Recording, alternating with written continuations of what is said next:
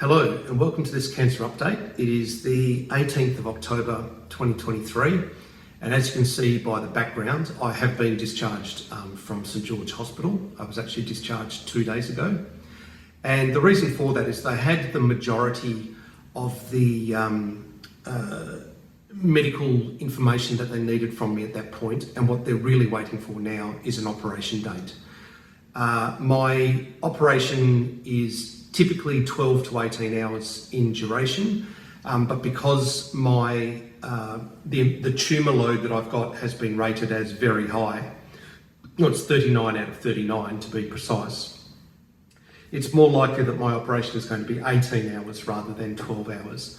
So as you can imagine, that takes quite a bit of coordination of staff and equipment and a theatre room. So the hospital is currently coordinating that, but they felt that it was okay to let me go home because I'm not in any acute medical emergency right now. And of course, being a public hospital, there's almost always someone that could use the bed. Certainly use the bed more than me. I was really just there killing time by that point. So where I am is I'm staying at my nephew Forrest's apartment in Liverpool. Forrest is the son of David and Cara. So if you remember in Cancer Update 56, you met my brother David, and then in Cancer Update 59, you met both David and Cara. So Forrest is their son. So yeah, basically I'm staying at my brother's son's place in Liverpool, and it's quite a nice apartment. I'm told Liverpool is one of the rougher suburbs of Sydney, but I've seen no evidence of that myself. It actually seems it's a lovely apartment block, and it's a lovely apartment. And I don't go roaming the streets at night, but I feel fine. I'm all right. Today I have a PET scan due at 2 p.m. today, so I am going to be going back to St George Hospital today just as an outpatient to get a PET scan. I had a PET scan 3 weeks ago in Perth, but according to the St George staff, no matter how much they've tried and no matter who they've asked, they can't get the Perth Radiological Centre, which is the company that has that data set, to make it available to St George Hospital, which, to be honest, I'm a little bit disappointed about. I come from an IT background, so things like inability to get to data resources that you have a very reasonable reason to get to, for me is quite annoying. And I also, having worked for the government, I'm always concerned about the taxpayer, and it means that the cost of my new PET scan today is going to be borne by the taxpayer. So I'm a little bit annoyed about that. On the plus side, the St George staff did make it quite clear to me that it is very normal to have a second PET scan right before your operation, just so that it's very, very, very up to date. So that what they're looking at on the PET scan is almost exactly what they're going to be seeing when they open you up. And 3 weeks is 3 weeks, so things may have changed. So when you take that into consideration, maybe even if they had access to the PET scan from 3 weeks ago, maybe they would still choose to do a new PET scan now. So fair enough. So I'm currently fasting. I'm nil by mouth, and at 2 p.m. today, I'll be having another PET scan. As an administrative thing, I know that on the way there, I'm going to be going past a laundromat, so I'm going to do some laundry. One difference I've noticed, but I don't know whether it's a generalisation or whatever, but in Perth, pretty much every apartment would have a washing machine and a dryer. In Sydney, evidently, it's a lot more rare, and this apartment here doesn't have washing and drying facilities. I haven't lived in apartments very much in my life. I was just a bit surprised. So apart from that, what I'm doing is I'm just waiting on my operation date. Caroline and I have been given permission to move back to BEZZINA house from the 24th of August for a month at least. So it looks like Caroline is going to come over on the 25th So I'll move into BEZZINA house on the 24th. Caroline will move in with me on the 25th. And that's only about 150, 200 metres from the hospital. So we'll have a very convenient place to stay at that point. The other bit of sort of psychological news, which is good, is that I've come to a better place in my mind. And it's because of three-legged dogs. Now, I'm going to close out this video by putting up a series of three-legged dogs. But here's my observation about them. Whenever I've met a three-legged dog, they always seem happy, you know, they're wagging their tail and they're coming up and they want to be patted by you, and they seem to be really enjoying life in spite of the fact that they've got three legs. And what that says to me about dog psychology is that that dog hasn't woken up the morning after losing that leg and gone, oh, damn it, man, like, I've lost a leg. Like, my life is worse now. There's less I can do. I'm sad. Dogs seem to instead go, oh, but I've still got three legs left and it works and I can still get around and I can still do stuff. So, you know, let's play ball, let's catch a stick, let's throw a frisbee, you know, let's get on and do some stuff. And for that reason, I really like three-legged dogs. And I'm going to take a leaf out of their book, and I'm going to approach my upcoming operation and whatever functionality I have left after that operation by remembering the three-legged dog. And so instead of thinking, here's what I've lost, I'm going to evaluate and go, what is it that I can still do? And as long as I can have a decent quality of life with the things I can do, then I'm going to be happy about that. The only kind of catch with that is if I find myself where I don't have any quality of life afterwards. I don't think that's likely, given all of the outcomes I've heard from people having this particular operation. But even in general, I would say, you know, with the process of growing old, or if I was to be hit by a car and become a tetraplegic, I do always reserve the right to partake in voluntary assisted dying or euthanasia, only in the case that I don't have quality of life. But how I'm going to approach this is I'm going to go, what is it I can do? I'm going to approach it like the three-legged dog. Is life still fun? You know, and as long as it's still fun, I'm going to carry on. I'm going to keep going. It's only if I find myself in a place where I'm going, actually every day is miserable, that I'll start to think about euthanasia.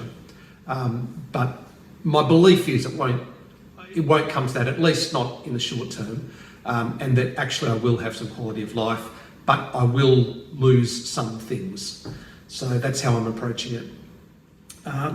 One thing that the doctors told me I definitely am going to lose is my gallbladder.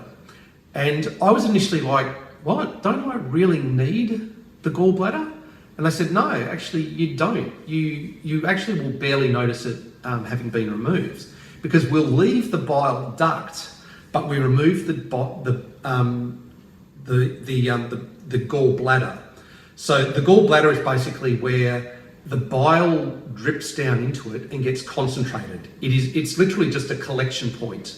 And then when you eat something, you'll get a little squirt come out of that down into your, I think it's small intestines, maybe? Anyway, one of your intestines.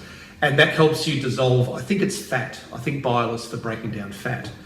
And without the bladder there, all that happens is it just drips down constantly. It has no bladder to get held in, so it just drips down.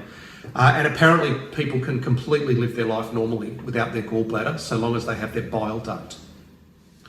The reason that they remove the gallbladder in 100% of their patients is because of a thing called, and I haven't looked this up to check it, but I think it's called cholecystitis or something like that. Let me just quickly Google it so I get it right. Cholecystitis, yeah, that's right, which is inflammation of the gallbladder. And what happens in that case is typically you get a little gallstone. The gallstone blocks the tube to allow the bile to flow out. The gallbladder then gets really angry and inflamed, and that can be a catastrophic situation. So what they do is they remove the gallbladder so that if at any time in my future life I would have had cholecystitis, they don't have to worry about it because it's already been removed. They're basically going to remove the risk of me ever getting cholecystitis. And the reason that's so important is because, and I hope I'm quoting the medical staff right, I will put a correction if I'm wrong, but it was to do with once my abdomen has been operated on to such a significant degree as it's going to be, there's going to be a lot of scar tissue in my abdomen, and I'm going to have a lot of things called adhesions. And adhesions is basically just two bits of scar tissue that grow together. So I'm going to end up with all of these bits of my abdomen that in theory shouldn't be attached to each other, but because the scar tissue grows into each other, they are attached. And apparently what that means is having a gallbladder removal after having had a CRS is extremely difficult, if not impossible, because there'll be all these adhesions in all of these really inconvenient places.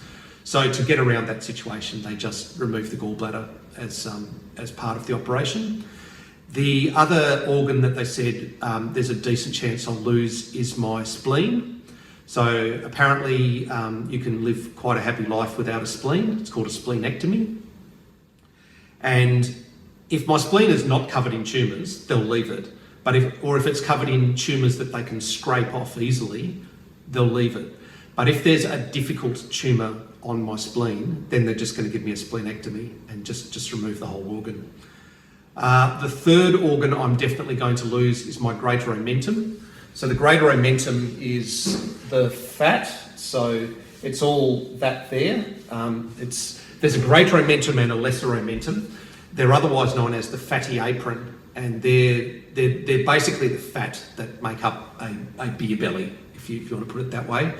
From all of my CT scans and all of my PET scans, or CT in particular, my greater omentum is an absolute disaster area. It's absolutely full of tumour and an absolute disaster area. The great news is you can 100% remove your greater omentum and have no ill effects whatsoever. So I'm very lucky in one regard that I have a lot of tumour on an organ that you can actually just remove with nil effect, nil negative effect. So that's good. One thing they did say to me though is from the scans I do appear to have a lot of tumours on my small intestines, and that is much more of a concern because you definitely can't remove a small intestine and have the patient survive. You absolutely do need a small intestine to maintain life.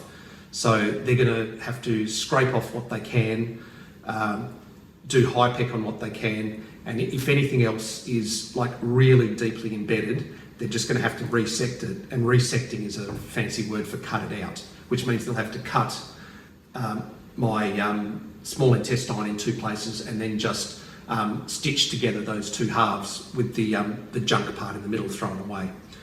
So as Caroline said to me last night, it's a bit like garden hose when you have those garden hose connectors. That's the way Caroline put it last night, which I thought was pretty funny.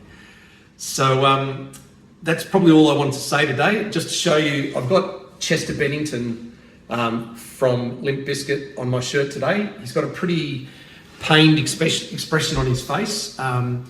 That's certainly not how I feel today. I'm feeling, now that I've come to the conclusion of the three-legged dog, I'm feeling a lot better, but I've also only got a certain number of shirts in my backpack, so Chester has to get worn sooner or later, and I thought I'd pick today. So there we go. I am not in that much stress. So there you go. So okay, so I'll close out with, I'll find some music to go to it, and I'll close out with a picture of a bunch of three-legged dogs that are now my totem animal. So enjoy. I'll see you again soon. Don't forget this button, okay? Actually, I think it goes that way. Anyway, see you soon. Bye.